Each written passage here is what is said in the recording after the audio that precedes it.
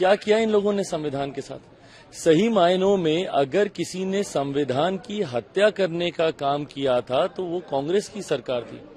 याद कीजिए 75 का वो साल जिस वक्त देश में आपातकाल लगाकर सही मायनों में संविधान की हत्या की गई थी, लोकतंत्र की हत्या की गई थी।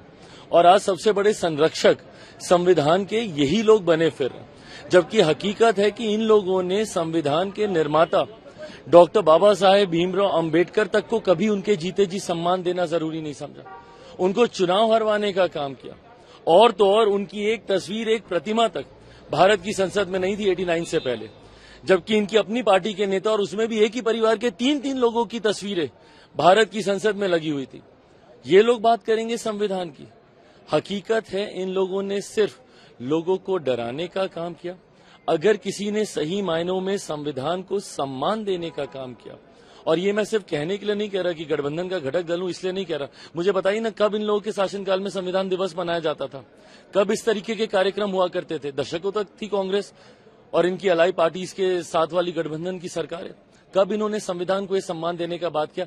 हकीकत है कि आज देश की जनता भी समझ गई है। इन्होंने लोकसभा चुनाव के वक्त दुनिया भर का झूठ बोला, एक बार के लिए कुछ राज्यों की जनता ने इन पे माना भी, विश्वास भी कर लिया, पर आज जब लगभग 6 महीने होने को आए केंद्र में हम लोग की सरकार की, पूछे कहां का संविधान खत्म कर दिया गया, कौन से लोकतंत्र की हत्या कर दी गई, और संविधान के तहत मिल रहे आरक्षण को किसका आरक्षण छीन लिया गया। आखिरी सवाल सर, कि आरोप हिमाचल प्रदेश के मुख्यमंत्री से लेकर शरद पवार ग्रुप के नेता तक खड़े, ईवीएम हैक हो सकता है, टेक्नोलॉजी हैक हो सकता है, कोई ईवीएम गुजरात से आया इसलिए जीत गए आप महाराष्ट्र में। नहीं तो बोलिए ना इनसे कि क्या यही बात ये लोग झारखंड के बारे में भी बोलेंगे। जिन राज्यों में ये लोग जीतते हैं उन राज्यों में इन लोगों की आवाज नहीं निकलती, बट जिन राज्यों में ये लोग हार जाते हैं वहां पे तुरंत ईवीएम खराब हो जाती है, वहां पे भ्रष्टाचार हो जाता है, वहां पे चुनाव आयोग के ऊपर उंगली उठने लग जाती है। ये सिलेक्टिव क्रिटिसिज्म कब तक करते रहेंगे।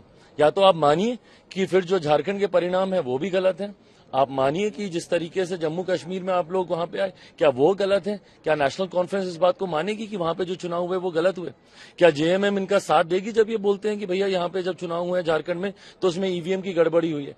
हकीकत है सिलेक्टिव क्रिटिसिज्म करते हैं, जहां पे इनके पक्ष में पंतान वहां पर ये खामोश, और जहां नहीं तो वहां पे दुनिया भर के सवाल।